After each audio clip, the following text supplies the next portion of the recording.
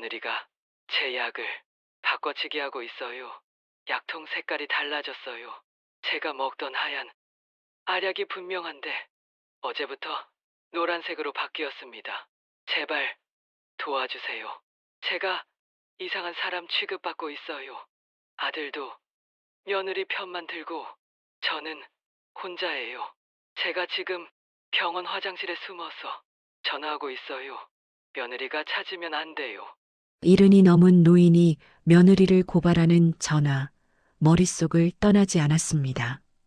이것이 단순한 오해일까요? 아니면 정말로 끔찍한 일이 벌어지고 있는 걸까요? 그날 아침, 저는 라디오 상담 코너 진행을 준비하고 있었습니다. 평소와 다를 것 없는 월요일 오전이었고, 커피 한 잔을 앞에 놓고 원고를 검토하고 있었습니다. 방송 시작 10분 전 PD가 헤드셋을 통해 말했습니다. 작가님, 긴급 사연 하나 들어왔어요. 지금 바로 들어보실래요? 저는 고개를 끄덕였고 PD가 전화를 연결했습니다. 여보세요? 안녕하세요. 고민 상담 코너입니다. 전화기 너머로 떨리는 숨소리가 들렸고 한참 후에야 목소리가 흘러나왔습니다. 저 말 좀 해도 될까요? 70이 넘어 보이는 여성의 목소리였고 불안과 두려움이 섞여 있었습니다. 네, 천천히 말씀하세요. 몇 초간의 침묵이 흐른 뒤 그분이 말했습니다. 며느리가 제 약을 바꿔치기 하고 있어요. 저는 그 순간 펜을 쥔 손을 멈췄고 PD와 눈이 마주쳤습니다. 약을 바꿔치기요? 어떻게 그걸 아셨어요? 약통 색깔이 달라졌어요. 제가 먹던 하얀 알약이 분명한데 어제부터 노란색으로 바뀌었습니다. 목소리가 점점 커졌고 다급함이 묻어났습니다. 그리고 며느리가 약 먹는 시간도 자꾸 바꿔요. 아침에 먹어야 하는데 저녁에 주고 저녁에 먹어야 하는데 아침에 줘요. 저는 조심스럽게 물었습니다. 혹시 병원에서 처방이 바뀐 건 아닐까요? 아니에요. 저는 병원 안 갔어요. 며느리가 몰래 바꾼 거예요. 전화기 너머로 울먹이는 소리가 들렸고 저는 가슴이 철렁 내려앉았습니다. 제발 도와주세요. 제가 이상한 사람 취급받고 있어요. 아들도 며느리 편만 들고 저는 혼자예요. 방송 부스 안에 무거운 침묵이 흘렀고 PD가 손으로 시간을 가리켰습니다. 저는 심호흡을 하고 말했습니다. 지금 계신 곳이 어디신가요? 지금 바로 도움을 받을 수 있도록 연결해 드릴게요. 제가 지금 병원 화장실에 숨어서 전화하고 있어요. 며느리가 찾으면 안 돼요. 전화가 끊겼습니다. 저는 헤드셋을 벗고 PD를 바라봤고 우리는 아무 말도 할 수 없었습니다. 70이 넘은 노인이 며느리를 고발하는 전화, 그것도 병원 화장실에 숨어서 걸었다는 사실이 머릿속을 맴돌았습니다. 이것이 단순한 오해일까요? 아니면 정말로 끔찍한 일이 벌어지고 있는 걸까요? 방송 시작 신호음이 울렸고 저는 원고를 덮은 채 마이크 앞에 앉았습니다. 방송이 끝나고 저는 그 전화가 머릿속에서 떠나지 않았습니다. PD에게 녹음 파일을 다시 들려달라고 했고 우리는 함께 그 목소리를 분석했습니다. 이거 치매 환자 같은데요. PD가 조심스럽게 말했고 저도 고개를 끄덕였습니다. 말이 끊기고 같은 내용을 반복하고 불안이 과도하게 큰 것이 전형적인 증상처럼 보였습니다. 그럼 며느리 약 바꿔치기는 착각일 수도 있겠네요. 하지만 저는 쉽게 결론 내릴 수가 없었습니다. 전화를 건 분이 병원 화장실에 숨어서 전화했다는 사실, 며느리가 찾으면 안 된다고 했던 그 절박함이 단순한 망상으로 치부하기엔 너무 생생했습니다. 며칠 후, 저는 제작진과 함께 그 가족을 찾아내기로 결정했습니다. 전화번호 추적을 통해 발신지를 확인했고 서울 강서구에 있는 한 요양병원이었습니다. 병원 측의 사정을 설명하자 상담실장이 우리를 조용한 회의실로 안내했습니다. 혹시 박정순 어르신 말씀이신가요? 상담실장이 조심스럽게 물었고 저는 놀라서 되물었습니다. 어떻게 하셨어요? 최근에 비슷한 민원이 몇 번 들어왔거든요. 보호자분도 많이 힘들어 하시고요. 상담실장은 태블릿을 꺼내 환자 기록을 보여줬습니다. 박정순, 75세, 알츠하이머 치매 진단 3년차, 현재 요양병원 입원 중. 보호자는 며느리 김수진, 42세, 매일 오전 10시와 오후 5시에 방문. 며느리분이 정말 헌신적이세요. 하루도 빠짐없이 오시고 식사 수발도 직접 하시고 약도 챙겨주시고요. 상담실장의 말에 저는 미간을 찌푸렸습니다. 그런데 왜 어르신은 며느리를 그렇게 두려워하시는 걸까요? 치매 환자분들이 그러세요. 가장 가까운 사람을 가장 의심하시거든요. 상담실장은 한숨을 쉬며 덧붙였습니다. 며느리분도 억울하실 거예요. 3년 동안 친정도 못 가고 직장도 그만두고 오직 시어머니만 돌보셨는데 하루에도 몇 번씩 도둑이라고 독 넣는다고 소리 지르시니까요. 저는 가슴이 답답해졌습니다. 헌신하는 며느리와 의심하는 시어머니, 그 사이에서 무엇이 진실인지 알 수가 없었습니다. 혹시 보호자분을 만날 수 있을까요? 상담실장이 시계를 보더니 고개를 끄덕였습니다. 곧 오실 시간이에요. 잠시만 기다리시면 됩니다. 30분쯤 지나자 복도 끝에서 한 여성이 걸어왔습니다. 검은색 롱패딩에 마스크를 쓴 채 손에는 보온 도시락 2개를 들고 있었습니다. 피곤한 걸음걸이였고 어깨가 축 처진 모습이 3년간의 피로가 그대로 묻어났습니다. 상담실장이 그녀를 불러 세웠고 우리를 소개했습니다. 안녕하세요. 저는 라디오 작가인데요. 혹시 잠깐 이야기 나눌 수 있을까요? 김수진은 마스크를 벗고 우리를 바라봤습니다. 눈 밑에 다크서클이 짙게 내려앉아 있었고 입가에는 피로의 주름이 깊게 패여 있었습니다. 무슨 일이세요? 목소리는 차분했지만 경계심이 느껴졌습니다. 저는 조심스럽게 말을 꺼냈습니다. 며칠 전에 어르신께서 저희 방송에 전화를 주셨어요. 약 문제로요. 그 순간 김수진의 얼굴이 굳어졌고 손에 들고 있던 도시락이 바닥에 떨어질 뻔했습니다. 또요? 또 그런 전화를 하셨어요? 목소리가 떨렸고 눈가가 붉어졌습니다. 저는 정말 최선을 다하고 있는데 왜 자꾸 이러시는 거예요? 김수진은 고개를 떨구고 눈물을 참았습니다.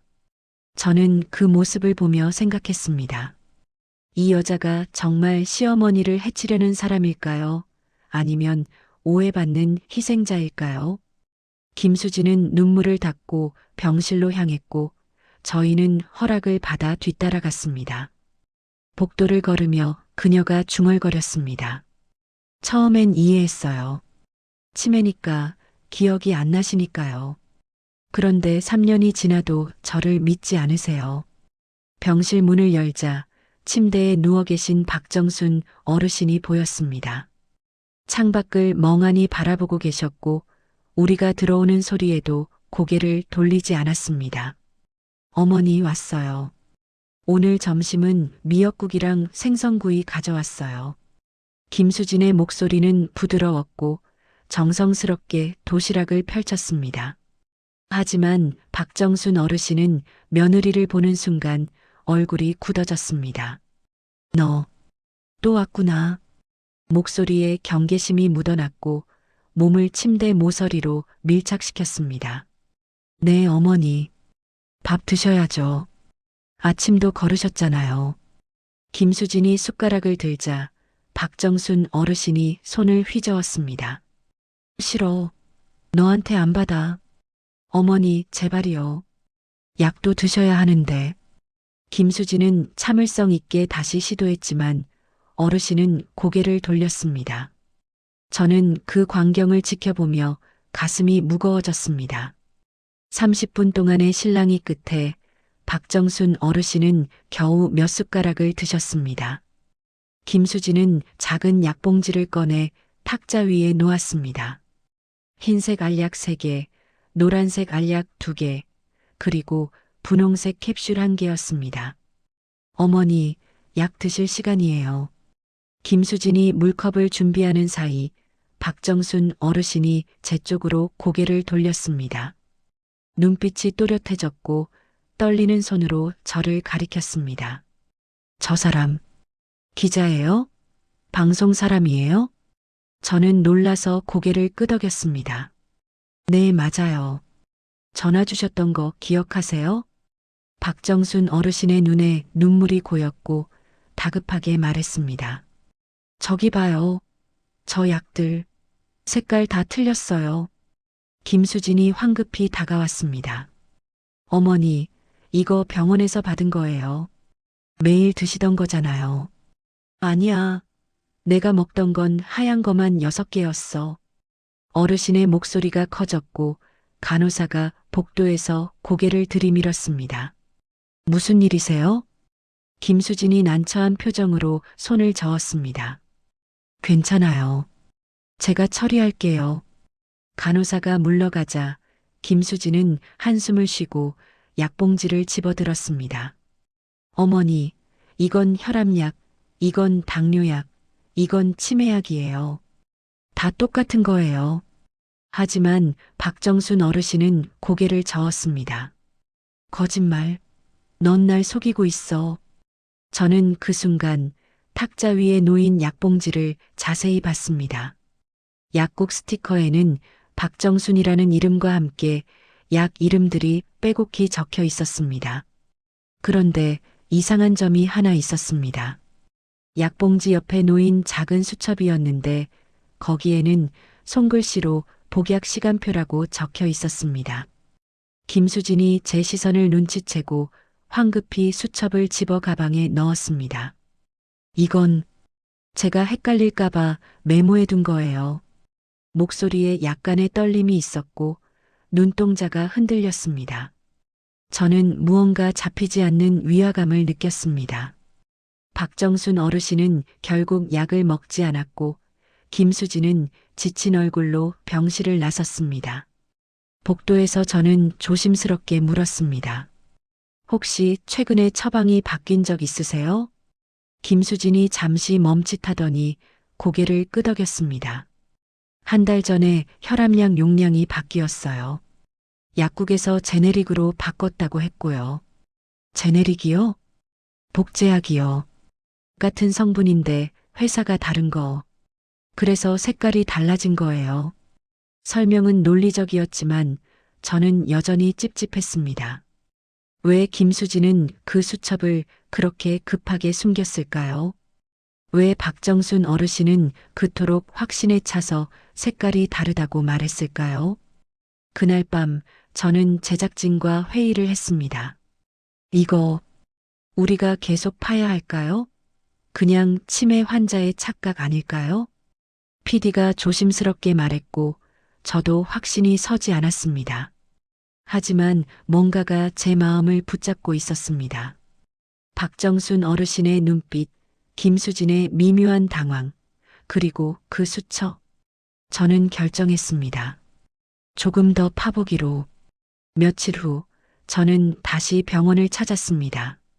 이번에는 김수진을 직접 인터뷰하기 위해서였습니다. 병원 입구 카페에서 마주 앉았고 김수진은 커피를 주문하지도 않은 채 손만 꼭 쥐고 있었습니다. 제가 무슨 잘못을 한 걸까요? 첫 마디가 그것이었습니다. 3년 동안 정말 최선을 다했어요. 제 인생을 다 바쳤어요. 김수진의 목소리는 떨렸고 눈가가 붉어졌습니다. 남편 동생들은 한 번도 안 와요. 명절에도 어머니 생신에도 다 바쁘대요. 그녀는 손가락으로 테이블을 긁으며 말을 이었습니다. 저만 매일 와요. 아침 10시, 저녁 5시. 빠진 날이 단 하루도 없어요. 저는 조심스럽게 물었습니다. 남편분은요? 김수진이 쓴웃음을 지었습니다. 남편은 회사 때문에 바빠요. 주말에 한 번씩 오긴 하는데 어머니는 아들만 보면 착하시거든요. 그 말에 묻어있는 서러움이 느껴졌습니다. 저한테만 그러세요. 약 안 먹겠다고, 밥 안 먹겠다고, 도둑이라고. 김수진은 가방에서 핸드폰을 꺼내 보여줬습니다. 가족 단톡방 화면이었고 시동생들의 메시지가 쌓여 있었습니다. 형님, 어머니가 또 전화하셨는데 형수님이 약을 안 준대요. 혹시 진짜 뭔가 문제 있는 거 아니에요? 우리도 알아봐야 할 것 같은데요. 김수진은 핸드폰을 테이블에 내려놓고 고개를 떨궜습니다. 저는 아무 말도 안 했어요. 해명하면 더 의심받을 것 같아서요. 그녀의 침묵이 오히려 의심을 키우고 있었습니다. 시동생들은 저를 믿지 않아요. 남편도 요즘은 제 눈치를 봐요. 김수진의 손이 떨렸고 커피잔을 쥐려다 흘릴 뻔했습니다. 어제는 남편이 물어봤어요. 정말 제대로 하고 있는 거 맞지? 라고요. 목소리가 갈라졌고 눈물이 뚝 떨어졌습니다. 저는 정말 최선을 다했는데 왜 아무도 안 믿어주죠? 저는 그녀에게 휴지를 건넸고 잠시 침묵이 흘렀습니다. 김수진은 눈물을 닦고 가방에서 무언가를 꺼냈습니다. 바로 그날 봤던 그 수첩이었습니다. 이거 보여드릴게요. 수첩을 펼치자 빼곡한 손글씨가 나타났습니다. 날짜별로 약 이름, 복용 시간, 용량이 기록돼 있었고 체크 표시까지 돼 있었습니다. 저는 하루도 빠뜨린 적 없어요. 약사님이 알려주신 대로 정확히 챙겼어요. 그런데 제 눈에 이상한 점이 보였습니다. 한 달 전부터 약 이름 옆에 괄호로 다른 이름이 추가돼 있었습니다. 이건 뭐예요? 김수진이 수첩을 가리키며 설명했습니다. 오리지널 약 이름이에요. 제네릭으로 바뀌면서 헷갈릴까봐 둘 다 적어뒀어요. 누가 바꾸라고 했어요? 약국에서요. 병원 처방은 오리지널인데 약국에서 제네릭이 더 싸다고 바꿔도 되냐고 물어봤어요. 그 순간 저는 무언가를 깨달았습니다. 박정순 어르신이 말한 색깔이 달라졌다는 것이 사실일 수도 있다는 것을요. 그럼 어르신한테 미리 설명드렸어요? 김수진이 고개를 저었습니다. 어머니는 설명해도 기억을 못하세요. 그래서 그냥 드렸어요. 그럼 어르신 입장에서는 갑자기 약이 바뀐 거네요.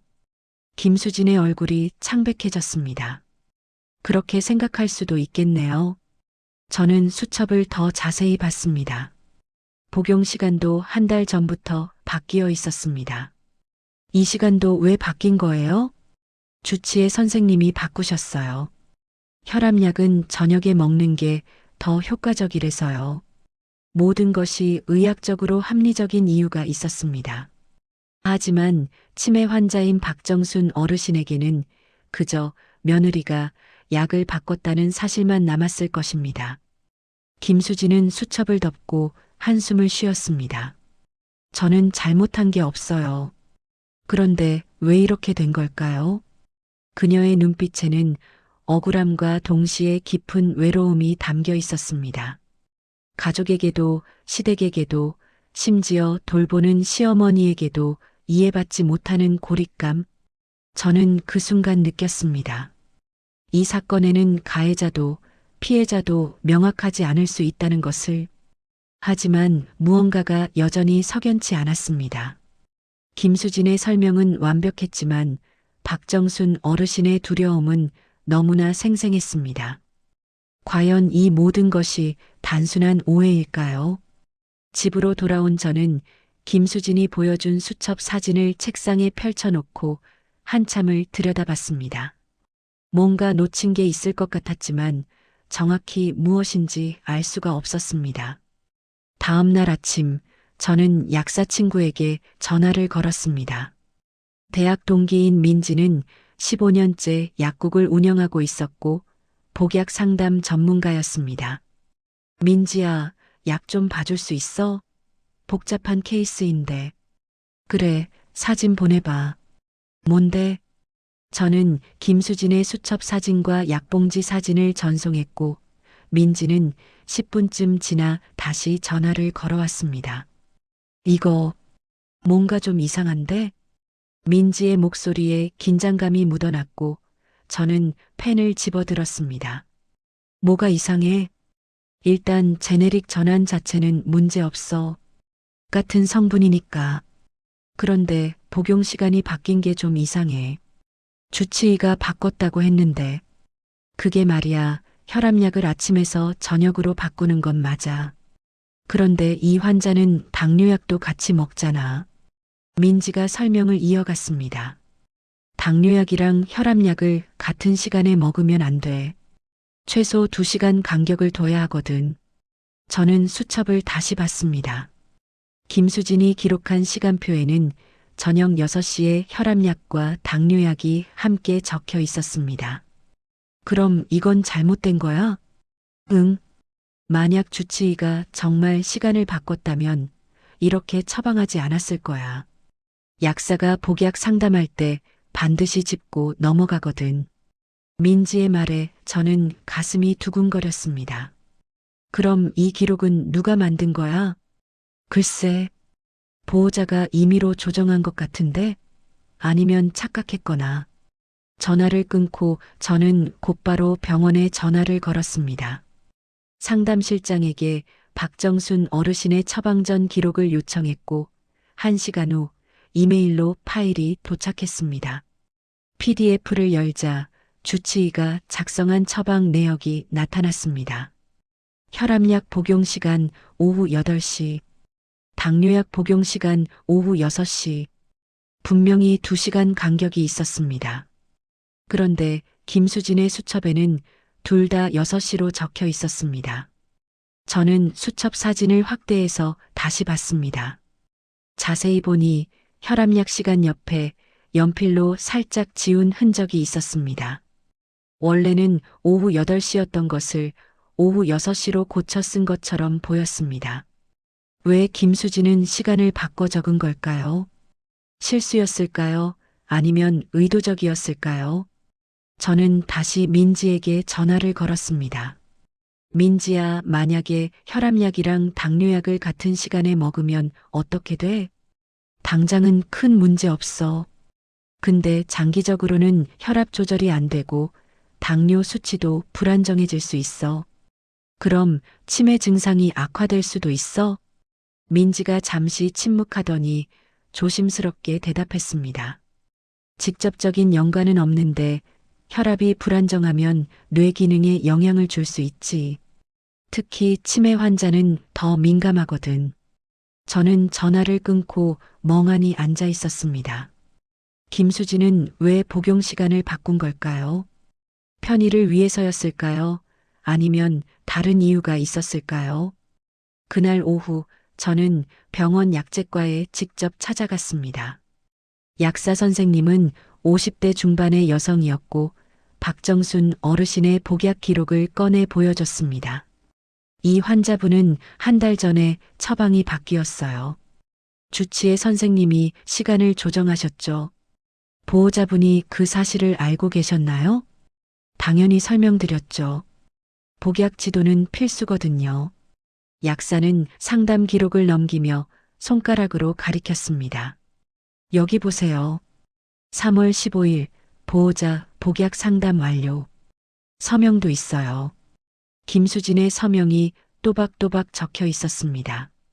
그럼 보호자분이 시간을 정확히 알고 있었다는 거네요. 네, 제가 직접 설명드렸어요. 혈압약은 8시, 당뇨약은 6시라고요. 저는 다시 김수진의 수첩 사진을 꺼내 보여줬습니다. 그런데 보호자분 기록에는 둘 다 6시로 돼 있어요. 약사의 얼굴이 굳었습니다. 그건 제가 알려드린 것과 다른데요. 혹시 보호자분이 착각하신 걸 수도 있을까요? 약사는 고개를 저었습니다. 제가 3번이나 반복해서 설명드렸고 종이에 적어서 드리기까지 했어요. 착각하긴 어려울 텐데요. 저는 그 자리에서 숨이 막혔습니다. 김수진은 정확한 복용 시간을 알고 있었습니다. 약사에게 직접 상담을 받았고 서명까지 했습니다. 그런데 왜 수첩에는 다르게 기록한 걸까요? 그리고 왜 저에게는 주치의가 바꿨다고만 말하고 구체적인 시간은 언급하지 않았을까요? 저는 병원을 나서며 확신했습니다. 이건 단순한 착각이 아니라는 것을. 저는 민지를 직접 만나기로 했습니다. 그녀의 약국은 서울역 근처에 있었고 오후 3시쯤 도착했을 때는 한산한 시간이었습니다. 여기 앉아. 커피 줄까? 민지는 상담실로 저를 안내했고 책상 위에 약학 서적 몇 권을 펼쳐 놓았습니다. 내가 보낸 케이스, 밤새 생각해 봤어. 진짜 이상해. 민지는 노트북을 열어 표를 하나 보여줬습니다.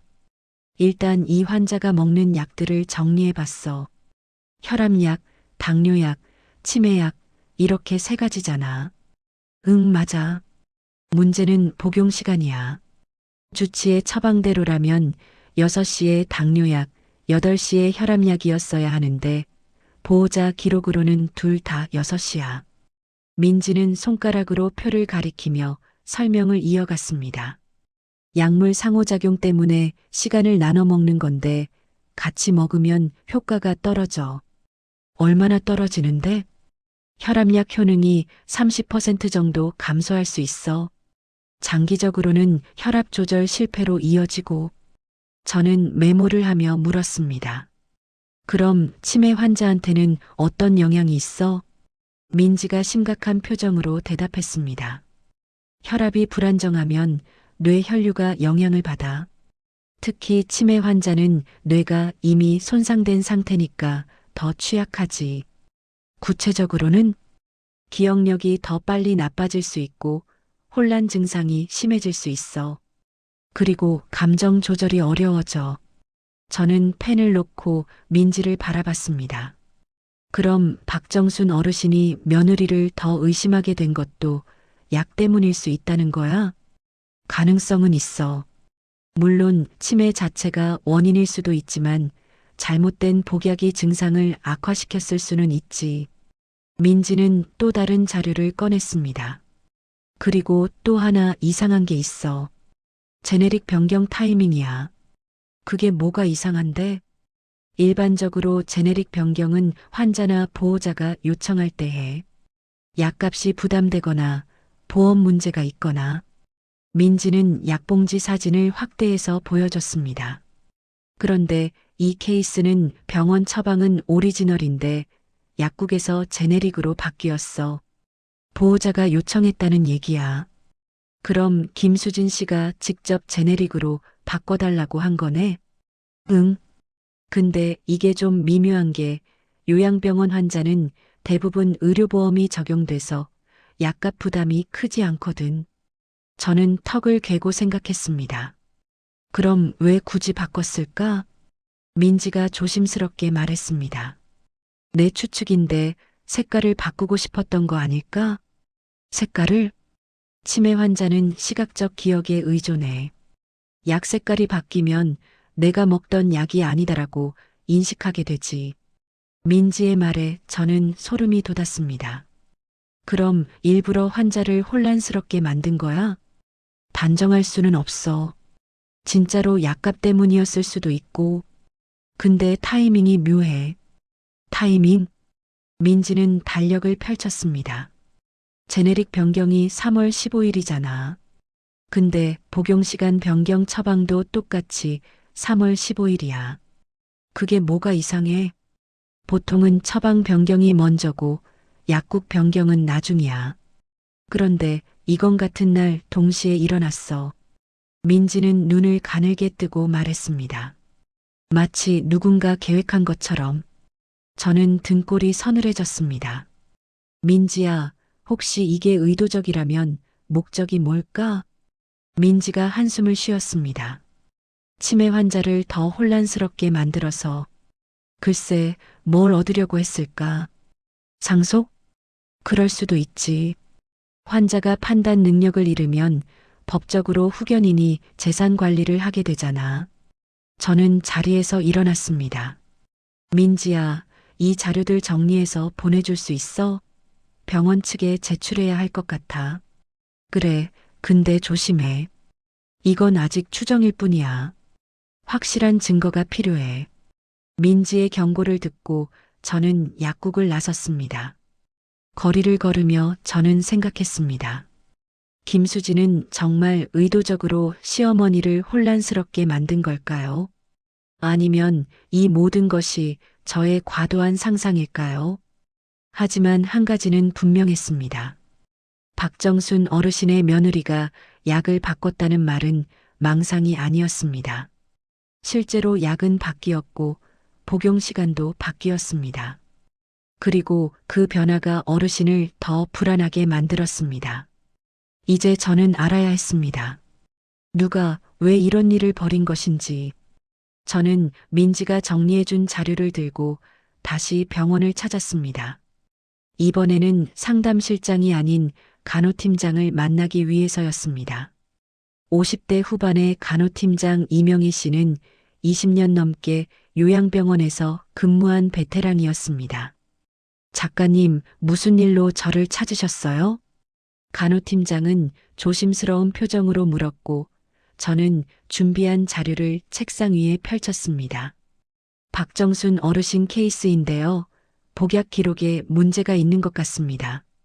이명희 팀장은 자료를 꼼꼼히 살펴봤고 미간을 찌푸렸습니다. 이건 처방과 다르네요. 복용 시간이 맞지 않아요. 네, 보호자가 기록한 수첩과 병원 처방이 일치하지 않습니다. 이명희 팀장은 한숨을 쉬며 고개를 저었습니다. 이런 경우가 종종 있어요. 보호자분들이 편의상 시간을 조정하시는 거죠. 그런데 이게 환자에게 해가 될 수 있다면요? 물론이죠. 그래서 저희가 복약 지도를 철저히 하는 건데, 이명희 팀장은 컴퓨터를 켜고 박정순 어르신의 간호 기록을 불러왔습니다. 어르신 상태가 최근 몇 달 사이 많이 나빠지셨어요. 혼란 증상이 심해지고 불안감도 커지고 약 때문일 수도 있을까요? 가능성은 있죠. 혈압 조절이 제대로 안 되면 치매 증상이 악화될 수 있으니까요. 저는 조심스럽게 물었습니다. 혹시 병실에 CCTV가 있나요? 복약 과정을 확인할 수 있는? 이명희 팀장의 표정이 굳어졌습니다. CCTV요? 네, 정확히 언제 어떤 약을 드셨는지 확인할 수 있다면 좋을 것 같아서요. 이명희 팀장은 잠시 침묵하더니 천천히 대답했습니다. 병실 내부에는 CCTV가 없어요. 개인 프라이버시 때문에 설치하지 않죠. 제 얼굴에 실망이 드러났고 팀장이 말을 이었습니다. 하지만 복도에는 있어요. 각 병실 출입구가 다 보이도록 설치돼 있죠. 저는 다시 희망이 생겼습니다. 그럼 누가 언제 드나드는지는 확인할 수 있겠네요? 네, 가능합니다. 하지만 이명희 팀장이 난처한 표정을 지었습니다. CCTV 열람은 개인정보보호법 때문에 엄격하게 관리돼요. 환자 본인이나 법적 보호자의 동의가 있어야 하고 정당한 사유도 있어야 하죠. 그럼 박정순 어르신이 동의하시면 되는 거 아닌가요? 어르신은 치매 환자시라 법적 동의 능력이 없으세요. 그러니까 보호자인 며느리분의 동의가 필요해요. 저는 난감했습니다. 만약 김수진이 정말 뭔가를 숨기고 있다면 그녀가 CCTV 열람에 동의할 리 없었습니다. 다른 방법은 없나요? 이명희 팀장이 고개를 저었습니다. 가족 간 분쟁이 있거나 학대 의심 사례가 있으면 병원 윤리위원회를 통해 열람할 수 있긴 해요. 학대 의심 사례요? 네, 예를 들어 환자에게 상처가 생긴다든지 영양실조가 의심된다든지 그런 명백한 증거가 있으면요. 저는 박정순 어르신을 떠올렸습니다. 외상은 없었고 체중도 정상 범위였습니다. 겉보기에는 잘 돌봄받고 있는 것처럼 보였습니다. 그럼 복약 오류는 해당 안 되나요? 이명희 팀장이 난처하게 웃었습니다. 복약 오류가 고의인지 실수인지 증명하기가 어려워요. 게다가 CCTV에는 약 복용 장면이 직접 나오지 않아요. 복도에만 있으니까요. 그럼 무슨 소용이 있죠? 출입 시간은 확인할 수 있어요. 누가 언제 들어가고 얼마나 머물렀는지. 이명희 팀장은 무언가 생각하는 듯 고개를 끄덕였습니다. 사실 며칠 전에 이상한 일이 있었어요. 무슨 일이요? 박정순 어르신 병실에 새벽에 누군가 다녀간 적이 있어요. 저는 몸을 앞으로 기울였습니다. 새벽에요? 몇 시쯤이요? 새벽 4시쯤이요. 간호사들이 순찰 돌 때 병실 불이 켜져 있었대요. 그게 왜 이상한 건가요? 이명희 팀장이 설명했습니다. 면회 시간은 오전 10시부터 오후 8시까지예요. 그 외 시간은 보호자라도 함부로 출입할 수 없어요. 그럼 누가 들어간 거죠?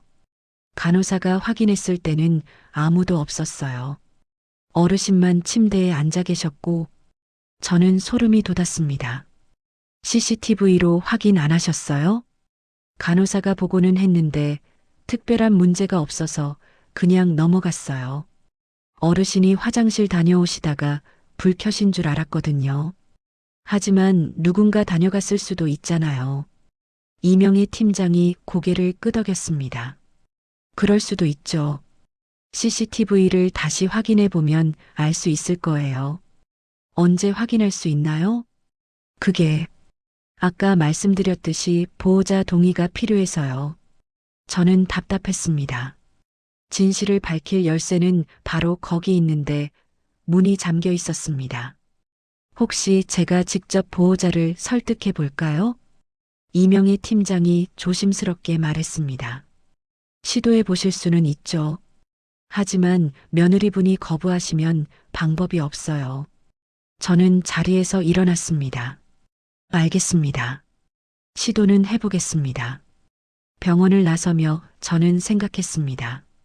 CCTV에는 무엇이 찍혀 있을까요? 새벽 4시에 병실에 들어간 사람은 누구일까요? 그리고 김수진은 과연 CCTV 열람에 동의할까요? 저는 김수진에게 전화를 걸기 전에 한참을 망설였습니다.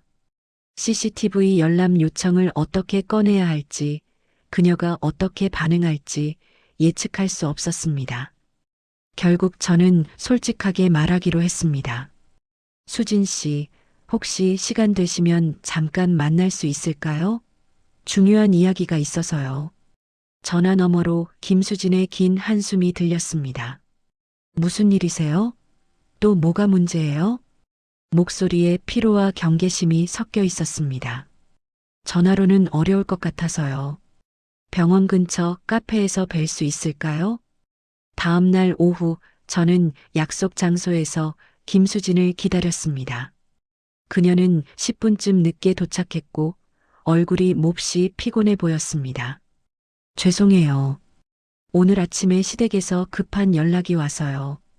김수진은 자리에 앉자마자 핸드폰을 꺼내 보여줬습니다. 시동생들과의 단톡방이었고 새벽부터 메시지가 계속 올라와 있었습니다. 형수님, 어머니 약 기록 좀 보내주세요. 병원 처방전이랑 비교해보고 싶어요. 혹시 숨기시는 거 없으시죠? 저는 화면을 보며 눈살을 찌푸렸습니다. 가족들이 의심하고 계시네요. 김수진이 쓴웃음을 지었습니다. 어제 남편 동생들이 다 모였어요. 저 빼고요. 그리고 어머니 문제를 논의했대요. 무슨 논의를요? 제가 어머니를 제대로 돌보지 않는다는 거예요. 증거가 있으니 가만 안 두겠다고. 김수진의 손이 떨렸고 커피잔을 제대로 잡지 못했습니다. 남편은 뭐라고 했어요? 남편은 저한테도 확인하고 싶대요. 정말로 약을 제대로 챙긴 건지. 목소리가 갈라졌고 눈가가 붉어졌습니다. 3년 동안 혼자 다 감당했는데 이제 와서 의심하는 거예요. 친정도 못 가고 친구들도 못 만나고 오직 시어머니만 돌봤는데 저는 조심스럽게 준비한 자료를 꺼냈습니다. 수진 씨, 제가 약사 친구한테 자문을 구했어요. 복약 기록 말이에요. 김수진의 얼굴이 굳었습니다. 그게 왜요? 처방전하고 수진 씨 수첩이 일치하지 않더라고요. 복용 시간이요. 김수진은 자료를 받아들지 않았습니다. 그건 제가 실수한 거예요. 헷갈려서요. 약국에서 복약 상담 받으셨잖아요. 3월 15일에요. 김수진의 입술이 파르르 떨렸습니다. 그때 정신이 없어서 제대로 못 들었어요. 서명도 하셨어요. 혈압약 8시, 당뇨약 6시라고 명확히 적혀 있었어요. 그럼 제가 뭘 어쨌다는 거예요? 김수진의 목소리가 높아졌고 주변 사람들이 쳐다봤습니다. 제가 일부러 잘못했다는 거예요? 시어머니를 해치려고 했다는 거예요? 그건 아니에요. 다만 정확한 확인이 필요할 것 같아서요. 저는 조심스럽게 말을 이었습니다. 병원에 CCTV가 있대요. 복도예요. 누가 언제 드나드는지 확인할 수 있다고 하더라고요. 김수진의 얼굴이 하얗게 변했습니다. CCTV요? 네, 새벽에 누군가 어르신 병실에 다녀간 것 같다고 하더라고요. 그걸 확인하면 정확히 알 수 있을 것 같아서요. 김수진은 자리에서 벌떡 일어났습니다. 저는 새벽에 안 갔어요. 면회 시간에만 가요. 그럼 다른 가족분이 가셨을 수도 있잖아요. 확인해 보면 되는 거죠. 싫어요. 김수진의 목소리가 떨렸고 눈물이 흘러내렸습니다. 저는 감시받기 싫어요. 3년 동안 의심받으면서 살았는데 이제는 CCTV까지 확인하라고요? 수진 씨, 오해를 풀 수 있는 기회예요. 아니에요. 이건 저를 범인 취급하는 거예요. 김수진은 가방을 집어들고 카페를 나갔습니다. 저는 그녀를 따라가지 못했고 자리에 그대로 앉아 있었습니다. 그날 저녁 김수진의 남편 박민수 씨에게서 전화가 왔습니다. 작가님, 저 민수입니다. 아내한테 무슨 말을 하신 거예요? 목소리에 분노가 섞여 있었습니다. 아내가 집에 와서 울고 있어요. 자기를 범인 취급했다면서요. 그게 아니라 사실관계를 확인하려는 거였어요. 무슨 사실이요? 아내는 3년 동안 최선을 다했어요. 박민수의 목소리가 커졌습니다. 제 동생들이 이상한 얘기를 흘리고 다니던데 작가님도 거기 가담하시는 거예요? 민수 씨, CCTV만 확인하면 모든 게 명확해져요. 왜 저희 가족을 이렇게 만드는 거예요? 어머니는 치매 환자시고 아내는 헌신적으로 돌봤어요. 그런데 왜 자꾸 문제를 만드는 거예요? 전화가 끊겼습니다. 저는 핸드폰을 내려놓고 창밖을 바라봤습니다. 가족은 이미 분열되고 있었습니다. 며느리는 고립됐고 시동생들은 의심하고 남편은 혼란스러워했습니다. 그리고 그 중심에는 치매 환자인 박정순 어르신이 홀로 병실에 누워 계셨습니다. 저는 생각했습니다. 제가 이 가족을 무너뜨리고 있는 걸까요? 아니면 이미 무너진 가족의 진실을 드러내고 있는 걸까요? 김수진이 CCTV 열람을 거부한 후 저는 막막했습니다. 하지만 포기할 수 없었고 다른 방법을 찾기로 했습니다. 저는 다시 병원을 찾아 야간 근무 간호사들을 만났습니다. 새벽 시간대에 근무하는 간호사 최유진 씨는 20대 후반의 성실한 사람이었습니다. 새벽 4시요? 그날 제가 순찰 돌았어요. 최유진 간호사는 당직 일지를 펼쳐 보여줬습니다. 3월 23일 새벽 4시 15분 박정수님 병실 불 켜짐 확인. 이렇게 적혀 있어요. 그때 누가 있었어요? 어르신 혼자 계셨어요. 침대에 앉아서 창밖을 보고 계시더라고요. 다른 사람은 못 봤어요? 최유진 간호사가 고개를 갸우뚱했습니다. 직접 보지는 못했는데 복도에서 발소리가 들렸어요.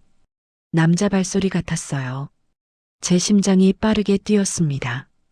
남자요? 확실해요? 네, 구두 소리였어요. 여자 구두는 똑똑 소리가 나는데 이건 둔탁한 소리였어요. 어디로 갔는지 봤어요? 제가 병실 확인하고 나올 때는 이미 없었어요. 아마 계단 쪽으로 간 것 같은데. 저는 메모를 하며 물었습니다. 김수진 씨는 그날 오셨어요? 최유진 간호사가 일지를 넘겼습니다. 3월 23일 오전 10시에 면회 오셨어요. 평소처럼요. 새벽엔 안 오셨고요? 네, 며느리분은 한 번도 면회 시간 외에 오신 적 없어요. 정확히 10시, 5시.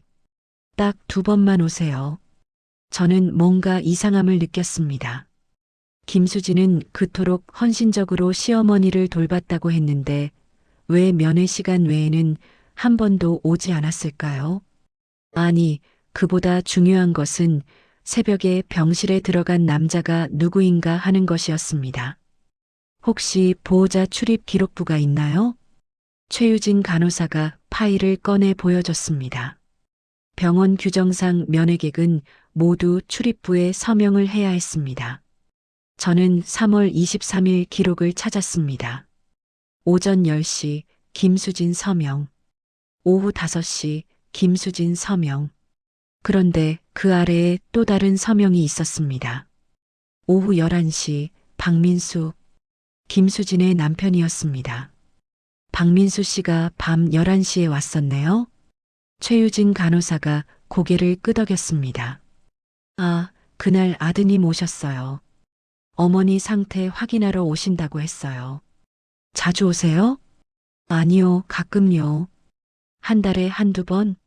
주로 주말에 오시는데 그날은 평일 밤이어서 좀 이상했어요. 저는 시간을 계산했습니다. 박민수가 밤 11시에 왔고 새벽 4시에 누군가 병실에 있었습니다. 5시간 차이. 혹시 박민수 씨가 밤에 오시면 몇 시까지 계세요? 글쎄요. 제가 야간 근무 시작한 게 자정이었는데 그때는 이미 가신 것 같았어요. 확인할 방법이 없을까요? 최유진 간호사가 생각하더니 말했습니다. 주차장 기록을 보면 알 수 있을 거예요. 출차 시간이 찍히거든요. 저는 관리실로 내려가 주차 기록을 요청했습니다. 관리 직원은 컴퓨터를 뒤적이더니 화면을 돌려 보여줬습니다. 3월 23일 박민수님 차량, 입차 오후 11시 5분, 출차. 직원이 멈칫했습니다. 출차 새벽 4시 35분이네요. 저는 숨이 막혔습니다. 박민수는 새벽 4시 35분에 병원을 나갔습니다. 간호사가 병실에서 불 켜진 것을 확인한 시간이 새벽 4시 15분. 그리고 복도에서 남자 발소리를 들은 시간도 비슷했습니다. 모든 것이 맞아떨어졌습니다. 새벽에 병실에 있었던 사람은 며느리 김수진이 아니라 아들 박민수였습니다. 저는 서둘러 병원을 나와 차에 올라탔습니다. 손이 떨려서 핸들을 제대로 잡을 수가 없었습니다. 저는 지금까지 완전히 잘못 짚고 있었던 걸까요? 의심의 화살을 김수진에게 돌렸는데 실제로는 박민수가 뭔가를 하고 있었던 걸까요? 하지만 아직 확신할 수 없었습니다. 박민수가 새벽에 병실에 있었다고 해서 반드시 나쁜 짓을 한 것은 아니니까요. 어쩌면 그는 그냥 어머니 상태를 확인하고 간 것일 수도 있었습니다. 저는 이명희 간호팀장에게 다시 전화를 걸었습니다. 팀장님, 제가 새로운 사실을 발견했어요. 박민수 씨가 새벽에 병원에 있었어요.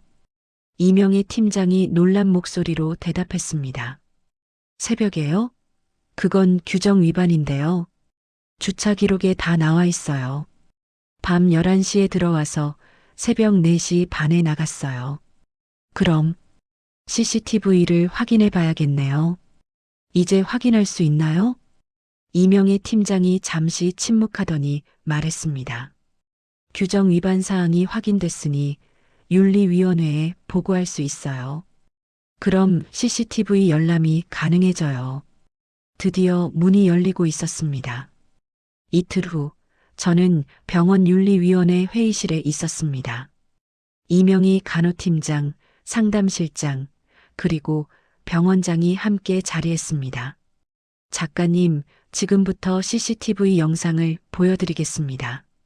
병원장이 노트북을 열어 화면을 켰고 모니터에 흑백 영상이 나타났습니다. 복도를 비추는 고정 카메라였고 화면 오른쪽에 박정순 어르신의 병실 문이 보였습니다. 3월 23일 밤 11시 10분부터 시작하겠습니다. 영상이 재생되자 복도에 한 남자가 나타났습니다. 검은색 코트를 입고 마스크를 쓴 채 서둘러 걸어오고 있었습니다. 박민수였습니다. 그는 주변을 둘러보더니 병실 문을 열고 들어갔습니다. 병실 안은 찍히지 않으니 언제 나오는지만 확인할 수 있습니다. 이명의 팀장이 설명했고 화면은 빨리 감기로 넘어갔습니다. 밤 11시 반 자정, 새벽 1시, 2시, 3시. 박민수는 나오지 않았습니다. 새벽 4시가 되자 영상이 다시 정상 속도로 돌아갔습니다. 병실 문이 열리고 박민수가 나왔습니다. 그는 복도를 좌우로 살피더니 빠르게 걸어갔습니다. 그리고 몇 분 후 간호사 최유진 씨가 순찰을 돌며 복도에 나타났습니다. 여기서 제가 병실 불이 켜진 걸 확인하고 들어간 거예요. 최유진 간호사가 영상을 가리키며 말했습니다. 저는 숨을 죽이고 화면을 바라봤습니다. 다른 날도 확인해 봤습니다. 상담실장이 파일을 펼쳤습니다. 3월 16일, 3월 10일, 2월 24일. 총 4번 박민수 씨가 새벽 시간에 방문했습니다. 4번이요? 네, 모두 면회 시간이 아닌 밤 11시에서 새벽 사이였습니다. 저는 달력을 펼쳐 날짜를 표시했습니다. 3월 16일, 3월 10일, 2월 24일, 그리고 3월 23일. 약 일주일 간격이었습니다. 혹시 그날들이 특별한 날인가요? 이명의 팀장이 간호 기록을 확인했습니다. 3월 16일 어르신 혈압 상승으로 불안 증상 악화. 3월 10일 밤새 잠 못 주무시고 소리 지르심. 2월 24일 환청 증상 호소. 모든 날이 박정순 어르신의 상태가 악화된 날이었습니다.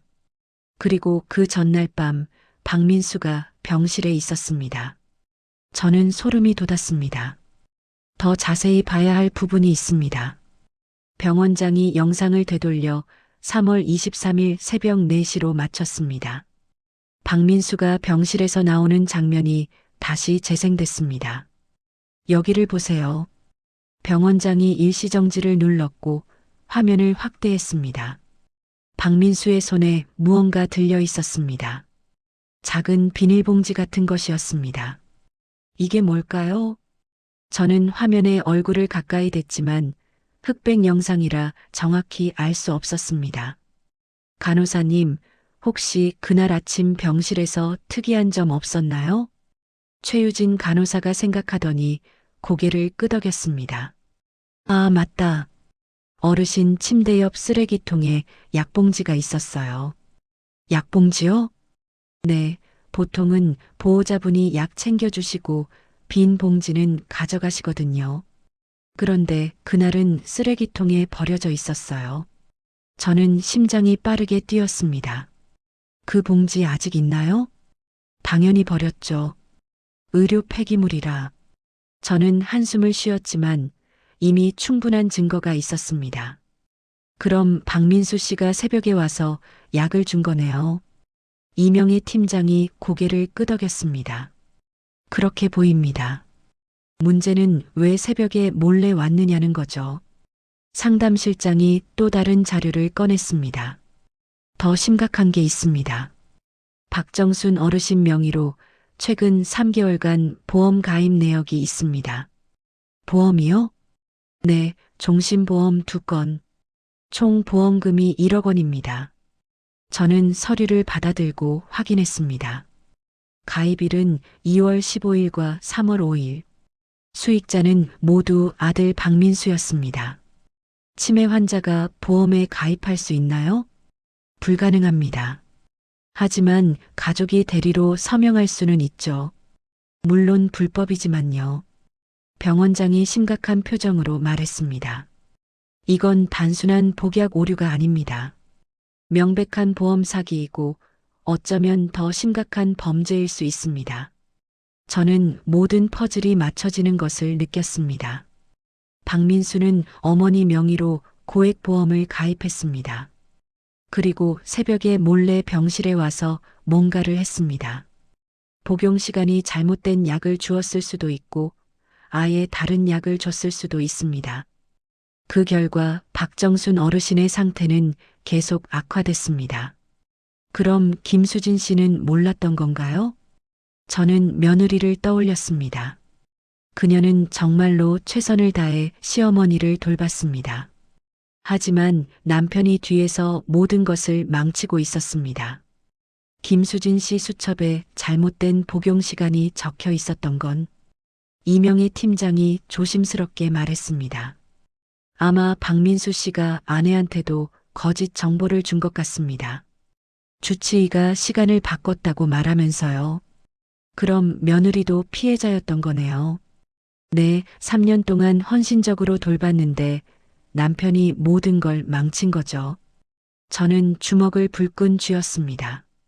박민수는 어머니를 이용해 돈을 벌려고 했고 아내를 범인으로 몰아가려 했습니다. 가장 비겁한 방법으로요. 이제 어떻게 해야 하죠?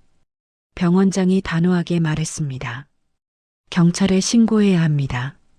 이건 보험 사기이고 환자 학대 가능성도 있습니다. 저는 고개를 끄덕였습니다. 이제 진실을 밝힐 때가 왔습니다. 경찰이 개입하기 전에 저는 박민수의 동기를 확실히 알아야 했습니다. 단순한 보험 사기일까요? 아니면 더 깊은 이유가 있을까요? 저는 사설 조사 전문가에게 박민수의 재정 상황 조회를 의뢰했습니다. 이틀 후 조사 결과가 이메일로 도착했습니다. PDF 파일을 열자 충격적인 내용이 펼쳐졌습니다. 박민수는 4년 전 친구와 함께 IT 스타트업을 시작했습니다. 초기 투자금은 1억 5천만 원, 대부분 대출로 충당했습니다. 첫 2년은 순조로웠고 매출도 올라갔습니다. 하지만 3년 차부터 경쟁사에 밀리기 시작했고 투자자들이 빠져나갔습니다. 결국 지난해 12월 회사는 폐업했습니다. 남은 건 빚뿐이었습니다. 은행 대출 5천만 원, 제2금융권 대출 3천만 원, 개인 빚 2천만 원, 총 1억 원의 빚을 박민수 혼자 떠안게 됐습니다. 저는 손가락으로 화면을 스크롤하며 숨을 죽였습니다. 더 심각한 건 대출 상환 기한이었습니다. 올해 5월 말까지 5천만 원을 갚지 않으면 신용불량자가 됩니다. 그리고 집도 경매로 넘어갑니다. 박민수는 절박했습니다. 그래서 어머니를 이용하기로 결심한 것입니다. 조사보고서 마지막 페이지에는 박민수의 인터넷 검색 기록도 첨부돼 있었습니다. 치매 환자 사망률, 고령 환자 보험금 수령 기간, 약물 과다 복용 증상, 복약 사고 책임 소재, 검색 날짜는 모두 지난해 12월부터 올해 1월 사이였습니다. 어머니가 치매 진단을 받고 요양병원에 입원한 직후였습니다. 저는 PDF를 닫고 눈을 감았습니다. 박민수는 어머니가 입원하자마자 계획을 세웠습니다. 보험에 가입하고 약을 조작해 상태를 악화시키고 결국 사망 시 보험금을 받으려 했습니다. 그리고 모든 책임은 매일 병원에 오는 며느리 김수진에게 넘기려 했습니다. 저는 다음 날 박민수를 직접 만나기로 했습니다. 경찰 신고 전에 그의 입으로 직접 들어야 했습니다. 박민수가 근무하는 사무실은 구로디지털 단지에 있었습니다. 회사는 이미 문을 닫았지만 그는 여전히 그곳에서 재취업 준비를 하고 있었습니다. 오후 3시 저는 건물 로비에서 그를 기다렸습니다. 박민수가 나타났을 때 그는 많이 야윈 모습이었습니다. 민수 씨, 잠깐 이야기할 수 있을까요? 박민수는 저를 보자 얼굴이 굳었습니다. 작가님, 무슨 일이세요? 커피 한 잔 하시죠. 중요한 얘기가 있어서요.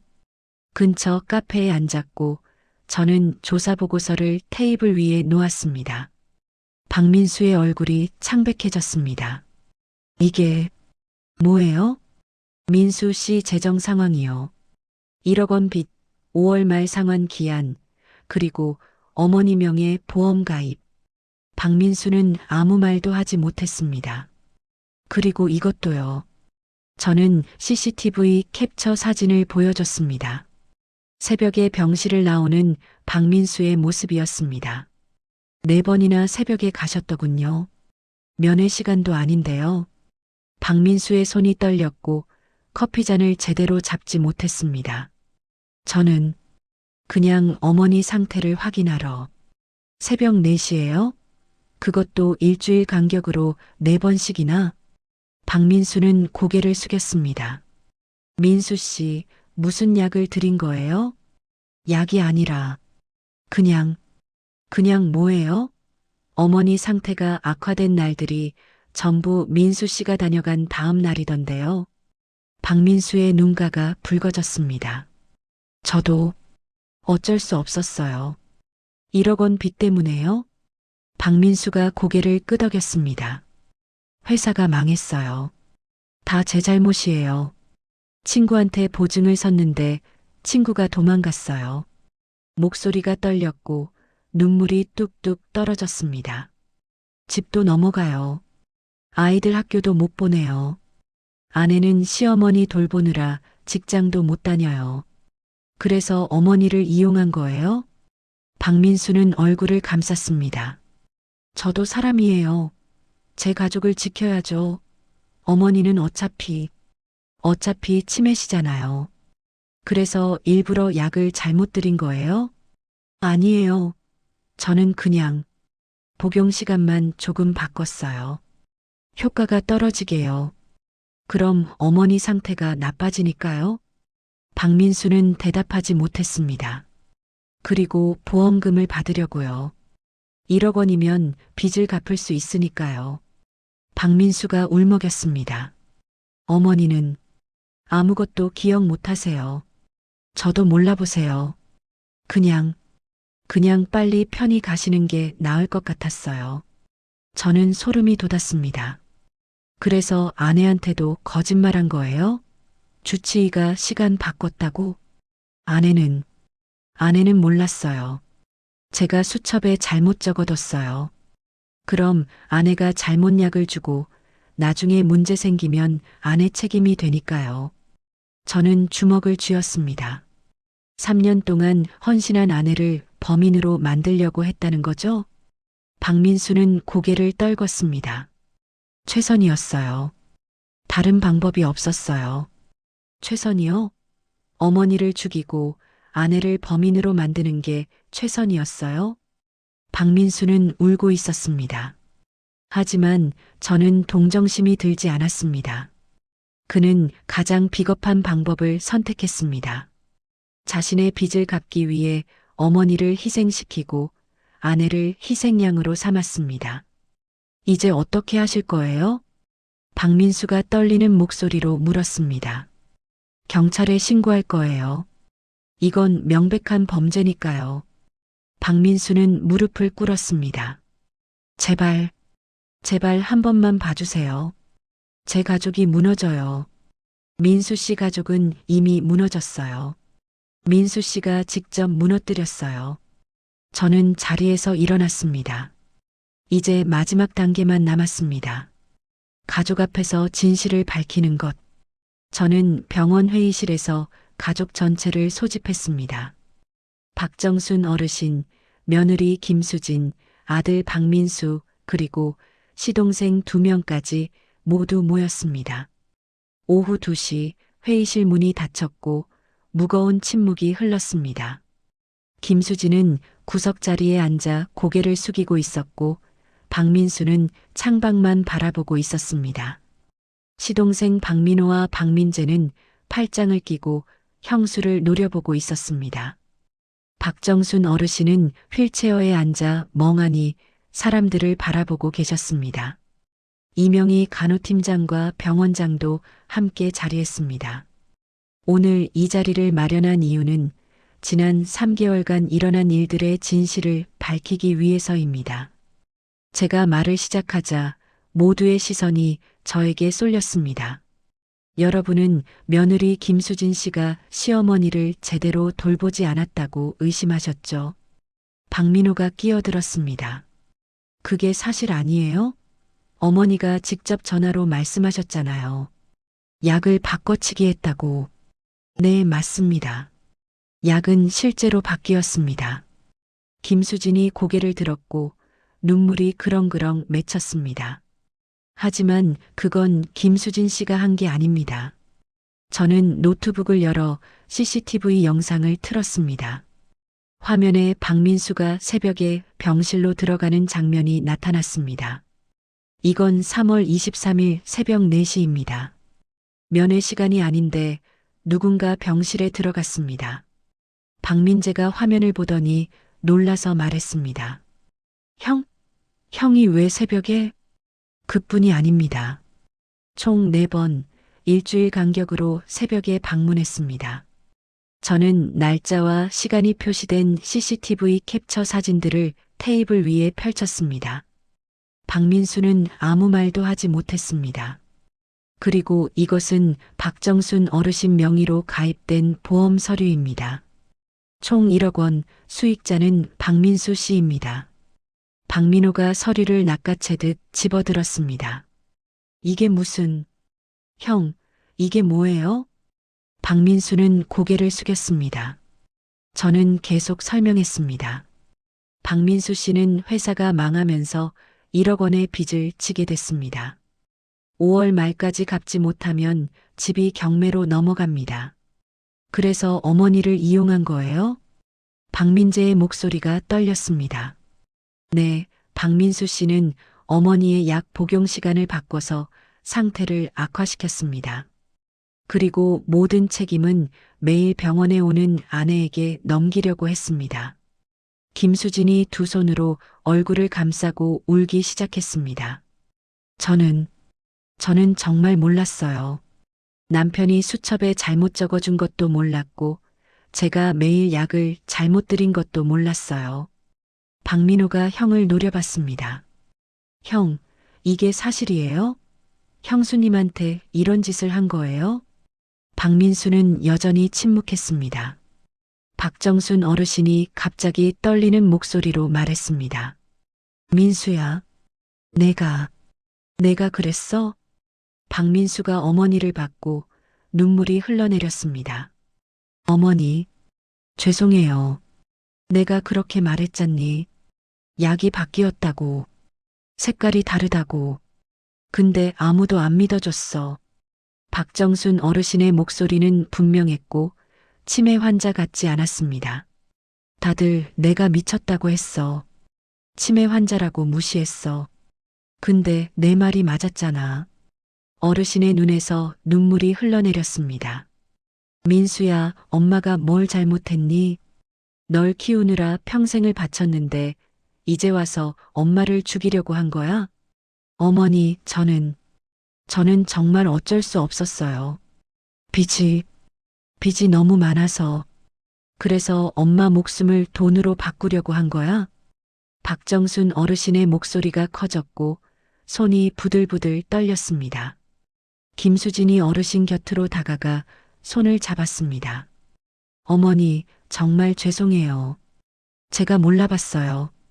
제가 어머니 말씀을 믿었어야 하는데. 박정순 어르신이 며느리를 바라봤습니다. 수진아, 미안하다. 너한테 의심하고 소리 지르고. 내가 정말 미안해. 두 사람은 얼싸안고 울었습니다. 3년 동안 서로를 의심하고 상처 주고 고통받았던 시간들이 눈물로 흘러내렸습니다. 박민호가 형의 멱살을 잡았습니다. 형, 이게 뭐 하는 짓이에요? 어머니는 우리 엄마예요. 돈 때문에 엄마를 죽이려고 했어요? 나 줘. 형수님은요? 3년 동안 자기 인생 다 바쳐서 돌봤는데 범인으로 만들려고 했어요? 박민재도 울먹이며 말했습니다. 형, 우리가 얼마나 형수님 의심했는지 알아요? 가족 모임에서 형수님 욕했어요. 제대로 안 돌본다고, 의심스럽다고. 김수진은 계속 울고 있었습니다. 박민수가 무릎을 꿇었습니다. 다들 정말 미안해요. 나도 사람이에요.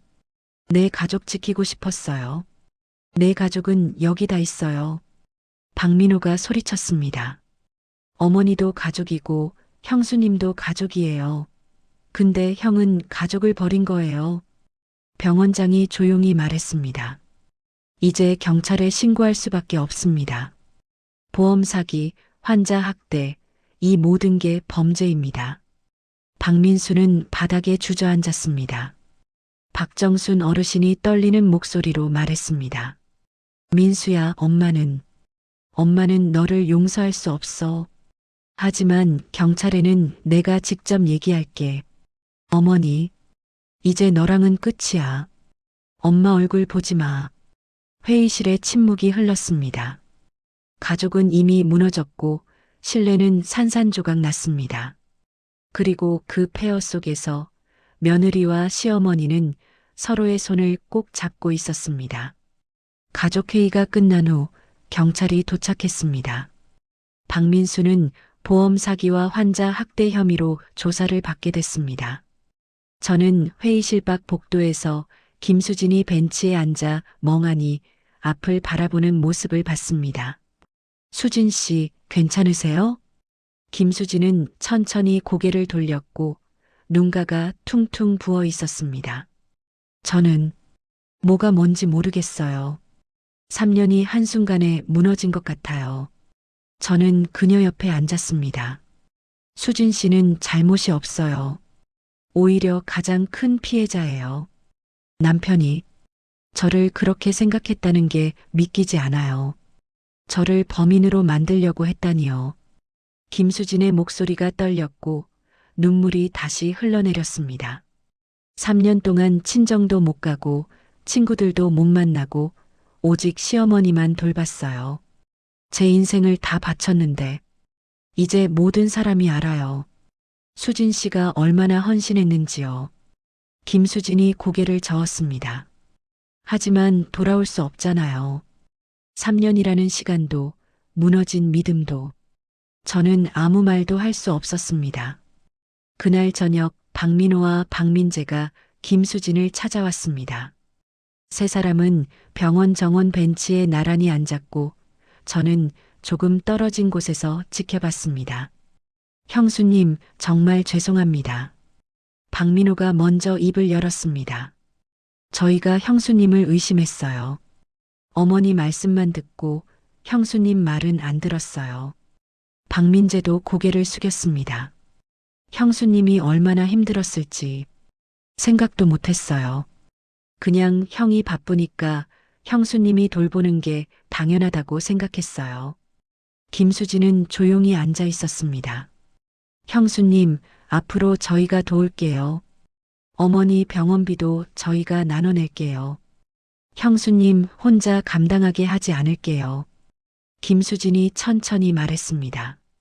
고마워요. 하지만 저는 더 이상 며느리로 살 수 없을 것 같아요. 두 동생은 깜짝 놀랐습니다. 형수님, 그게 무슨... 저는 이혼할 거예요. 민수 씨와는 끝이에요. 김수진의 목소리는 단호했습니다. 3년 동안 저를 범인으로 만들려고 한 사람과 어떻게 계속 살 수 있겠어요. 믿음이 깨졌어요. 박민호가 안타까운 표정을 지었습니다. 형수님 마음 충분히 이해해요. 근데 어머니는 어떻게 하시려고요? 어머니는 계속 돌볼 거예요. 두 동생이 놀라서 김수진을 바라봤습니다. 이혼해도요? 네, 어머니는 잘못이 없으세요. 그리고 3년 동안 정이 들었어요. 이제는 진짜 제 어머니 같아요.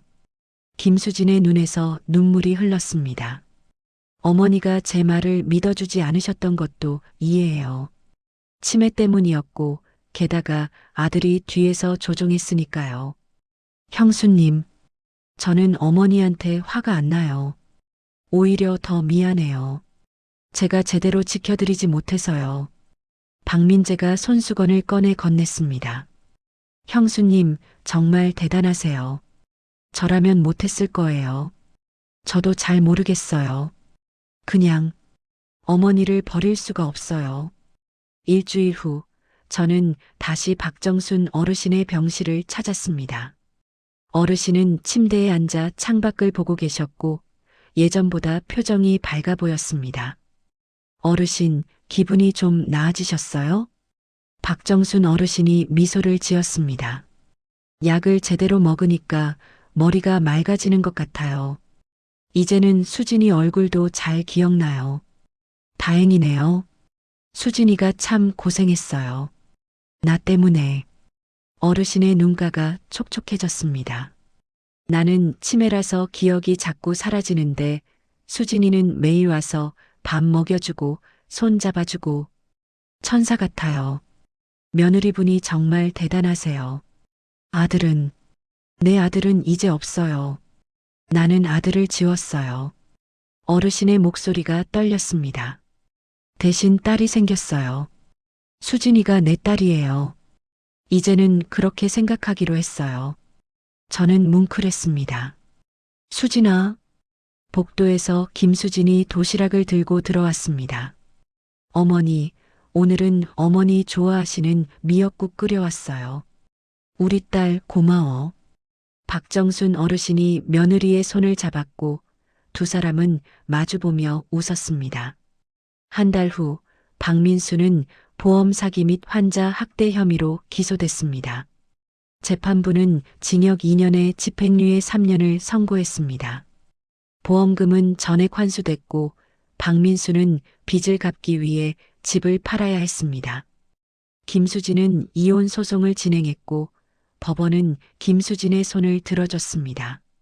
양육권도 김수진이 가져갔습니다. 그리고 김수진은 새로운 삶을 시작했습니다. 작은 원룸에서 아이들과 함께 살면서 파트타임 일을 시작했습니다. 하지만 매일 오전 10시와 오후 5시 여전히 병원에 갔습니다. 더 이상 며느리가 아니었지만 그녀는 계속 박정순 어르신을 돌봤습니다. 딸이니까요. 김수진이 저에게 말했습니다. 이제는 의무가 아니라 제가 하고 싶어서 하는 거예요. 어머니는 제가 가장 힘들 때 지켜야 할 이유를 주셨어요. 시댁 식구들도 달라졌습니다. 박민호와 박민재는 돌아가며 병원비를 분담했고 주말마다 어머니를 찾아왔습니다.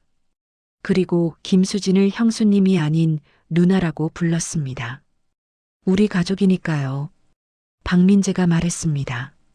김수진의 누명은 완전히 벗겨졌습니다. 그녀는 더 이상 의심받는 며느리가 아니었습니다. 그녀는 3년 동안 헌신한 것을 인정받았고 새로운 관계를 만들어가고 있었습니다. 혈연이 아니라 선택으로, 의무가 아니라 사랑으로 6개월이 흘렀습니다. 저는 다시 병원을 찾았고 많은 것이 달라져 있었습니다. 박정순 어르신의 병실은 예전보다 밝아졌고 창가에는 화분들이 놓여 있었습니다.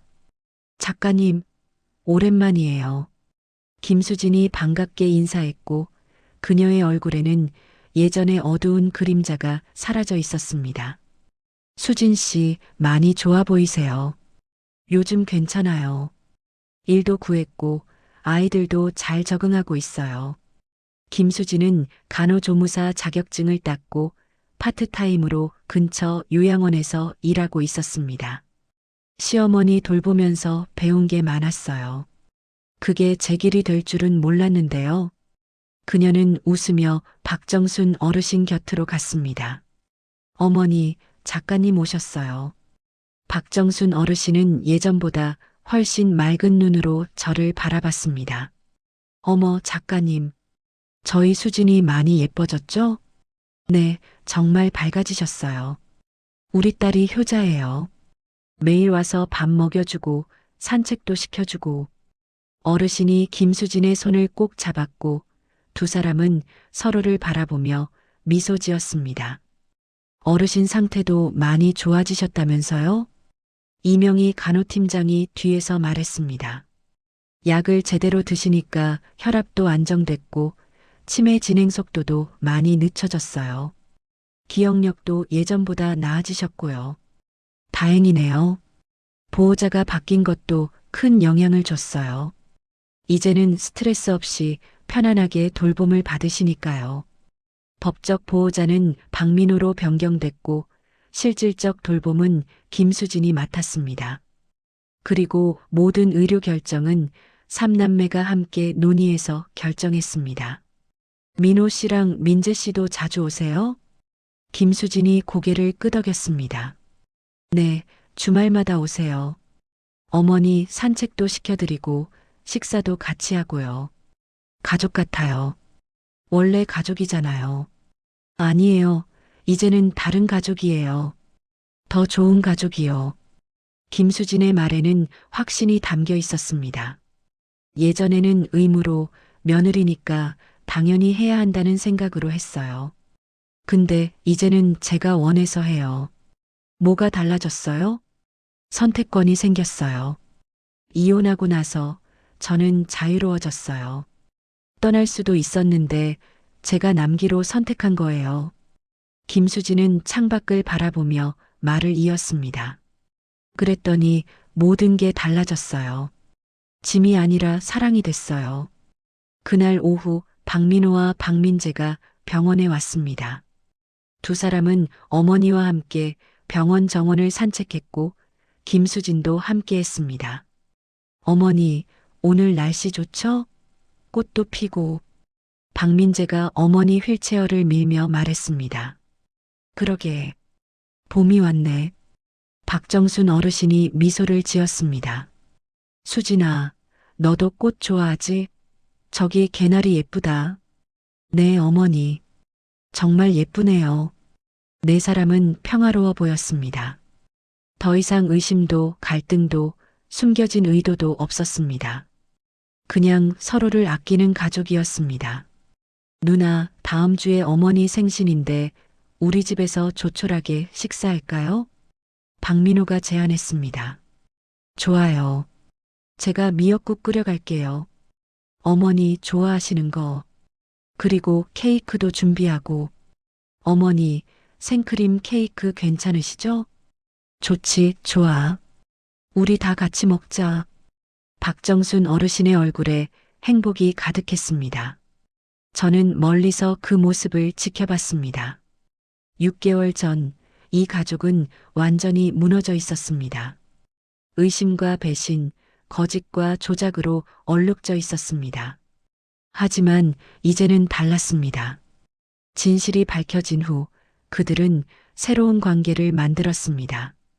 더 정직하고, 더 평등하고, 더 따뜻한 관계였습니다. 그날 저녁 저는 김수진과 커피를 마시며 이야기를 나눴습니다. 수진 씨, 후회하지 않으세요? 이혼하고도 계속 돌보는 것. 김수진이 고개를 저었습니다. 전혀요. 이게 제 선택이니까요. 누가 시켜서 하는 게 아니라 제가 하고 싶어서 하는 거예요. 힘들지 않아요? 물론 힘들죠. 근데 예전처럼 억울하지 않아요. 예전에는 남편이 당연하게 생각하고 시댁 식구들도 당연하게 생각했잖아요. 김수진이 커피를 한 모금 마셨습니다. 이제는 다들 고마워해요. 제 수고를 인정해줘요. 그게 얼마나 큰 차이인지 몰라요. 박민수 씨는 어떻게 지내요? 잘 모르겠어요. 연락 안 해요. 아이들이 가끔 만난다는데 저는 관심 없어요. 김수진의 목소리는 담담했습니다. 제 인생에서 그 사람은 이미 지난 사람이에요. 이제는 제 미래만 생각해요. 좋은 사람 만나면 어떡하시려고요? 김수진이 웃었습니다. 글쎄요, 그땐 생각해 봐야죠. 근데 지금은 혼자가 편해요. 아이들이랑 어머니랑 이렇게 지내는 게 좋아요. 저는 고개를 끄덕였습니다. 김수진은 피해자에서 생존자가 됐고, 이제는 자신의 삶을 살아가고 있었습니다. 작가님, 저 하나 깨달은 게 있어요. 뭔데요? 가족은 피가 아니라 마음으로 만들어지는 거더라고요. 어머니랑 저는 남남이 됐지만 오히려 더 가까워졌어요. 김수진의 눈빛은 맑았습니다. 진짜 가족은 의무가 아니라 선택이에요. 서로를 선택하고 아끼고 존중하는 거요. 그날 밤 저는 집으로 돌아오는 길에 생각했습니다. 이 이야기는 비극으로 끝날 수도 있었습니다. 하지만 진실이 밝혀지고 사람들이 변하면서 새로운 시작이 됐습니다. 완벽한 해피엔딩은 아니었습니다. 상처는 남아 있었고 아픈 기억도 있었습니다. 하지만 그들은 앞으로 나아가고 있었습니다. 더 나은 관계로, 더 건강한 방식으로 1년이 지났습니다. 저는 이 이야기를 라디오 특집 프로그램으로 만들어 방송했습니다. 방송 후 수많은 전화와 메시지가 쏟아졌습니다. 저도 시어머니를 돌보고 있는데 가족들이 당연하게 생각해요. 너무 공감됐어요. 치매 환자 말을 무시하면 안 되겠다는 생각이 들었어요. 복약 기록을 투명하게 해야겠다고 다짐했어요. 많은 사람이 자신의 이야기를 꺼내놓았고 저는 이 사건이 결코 특별한 경우가 아니라는 것을 알았습니다. 우리 사회 곳곳에서 비슷한 일들이 벌어지고 있었습니다. 보호자의 헌신을 당연하게 여기고 치매 환자의 말을 망상으로 치부하고 돌봄의 책임을 한 사람에게만 떠넘기는 일들. 그리고 그 틈새에서 아기를 가진 사람이 가족을 이용하는 일들. 저는 전문가들과 함께 토론회를 열었습니다. 복약 관리 시스템을 투명하게 만들어야 합니다. 약사협회 관계자가 말했습니다. 모든 복약 기록은 병원, 약국, 보호자가 공유해야 하고 정기적으로 교차 확인해야 합니다. 간호협회 대표도 덧붙였습니다. 요양병원에서는 보호자의 복약 관리를 주기적으로 점검해야 합니다. 특히 치매 환자의 경우 더욱 세심하게 봐야 하죠. 변호사도 의견을 냈습니다. 치매 환자의 재산 관리와 의료 결정에 대한 법적 장치를 강화해야 합니다. 한 사람이 모든 권한을 갖는 것은 위험해요. 모두가 동의했습니다. 시스템이 바뀌어야 한다고. 하지만 저는 알고 있었습니다. 시스템만으로는 부족하다는 것을, 가장 중요한 것은 사람의 마음이라는 것을. 방송 후 저는 다시 김수진을 만났습니다. 그녀는 이제 요양원에서 정규직으로 일하고 있었고 간호사 자격증 준비도 하고 있었습니다. 수진 씨, 요즘은 어때요? 바빠요. 일하고 공부하고 아이들 돌보고 어머니 뵈러 가고. 근데 행복해요. 김수진의 얼굴에는 평온함이 있었습니다. 어머니는 어떠세요? 건강하세요. 요즘은 저를 완전히 기억하세요. 가끔 옛날 일도 헷갈리시지만 저는 잊지 않으세요. 다행이네요. 김수진이 창밖을 바라보며 말했습니다. 작가님, 제가 이 일을 겪고 하나 깨달은 게 있어요. 뭔데요? 돌봄에는 존엄이 있어야 한다는 거요. 저는 고개를 끄덕이며 그녀의 말을 기다렸습니다. 예전에는 제가 돌보는 사람이고 어머니는 돌봄받는 사람이었어요. 위아래가 있었죠. 지금은요? 이제는 서로예요. 제가 어머니를 돌보고 어머니는 제게 삶의 의미를 주세요. 평등한 관계예요. 김수진의 말에는 깊은 깨달음이 담겨 있었습니다. 돌봄은 시혜가 아니에요. 함께 살아가는 거예요. 그걸 알았을 때 모든 게 달라졌어요. 저는 그녀의 말을 곱씹었습니다. 돌봄의 존엄. 그것은 돌보는 사람과 돌봄받는 사람 모두의 존엄을 지키는 것이었습니다. 며칠 후, 저는 박정순 어르신을 마지막으로 뵙기 위해 병원을 찾았습니다. 어르신은 화창한 봄날 정원 벤치에 앉아 햇살을 쬐고 계셨습니다. 어르신, 안녕하세요. 저 기억하세요? 당연하지. 우리 수진이 구해준 작가님. 박정순 어르신이 미소 지었습니다. 저는 아무것도 안 했어요. 진실을 밝혔을 뿐이에요. 그게 큰 거예요. 아무도 내 말을 안 믿었는데 작가님이 믿어줬잖아요. 어르신이 제 손을 잡았습니다. 치매 환자라고 다 틀린 말만 하는 게 아니에요. 우리도 느끼고 알아요. 누가 나를 사랑하는지, 누가 나를 이용하는지. 그렇죠. 세상 사람들이 알아줬으면 좋겠어요. 우리도 존중받을 자격이 있다고. 박정순 어르신의 눈빛은 또렷했습니다. 그리고 돌봐주는 사람들도 존중받아야 해요. 수진이처럼 헌신하는 사람들이 당연하게 여겨지면 안 돼요. 저는 고개를 끄덕였습니다. 꼭 전하겠습니다, 어르신. 그날 저녁 저는 이 이야기의 마지막 원고를 썼습니다. 이 이야기는 한 가족의 비극으로 시작했지만 희망으로 끝났습니다. 치매 환자의 말에 귀 기울이는 것의 중요성을 배웠습니다. 복약 관리의 투명성이 얼마나 중요한지 알았습니다. 그리고 무엇보다 돌봄에는 존엄이 있어야 한다는 것을 깨달았습니다. 저는 키보드를 두드리며 생각했습니다. 우리 사회에는 수많은 김수진이 있습니다. 묵묵히 가족을 돌보지만 인정받지 못하는 사람들, 그리고 수많은 박정순 어르신이 있습니다. 자신의 목소리를 내지만 들어주는 사람이 없는 노인들.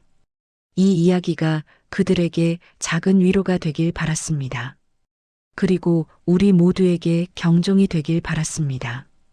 가족이라는 이름 아래 누군가를 희생시키고 있지는 않은지, 당연함이라는 이름으로 누군가의 헌신을 무시하고 있지는 않은지, 편이라는 이름으로 누군가의 존엄을 침해하고 있지는 않은지. 원고를 마친 저는 창밖을 바라봤습니다. 도시의 불빛들이 반짝이고 있었습니다. 그 수많은 불빛 아래 오늘도 누군가는 가족을 돌보고 있을 것입니다. 때로는 지치고, 때로는 외롭고, 때로는 의심받으면서도 그들에게 전하고 싶었습니다. 당신의 헌신은 아름답고, 당신의 존재는 소중하며, 당신의 목소리는 들릴 자격이 있다고. 그리고 언젠가 우리 모두가 돌봄이 필요한 사람이 될 것이라고. 그때 우리는 어떤 돌봄을 받고 싶은지 지금 우리가 만들어가는 것이라고. 이 이야기는 끝났지만 우리의 이야기는 계속됩니다. 더 나은 돌봄, 더 투명한 시스템, 더 존엄한 관계를 향해 한 걸음씩 함께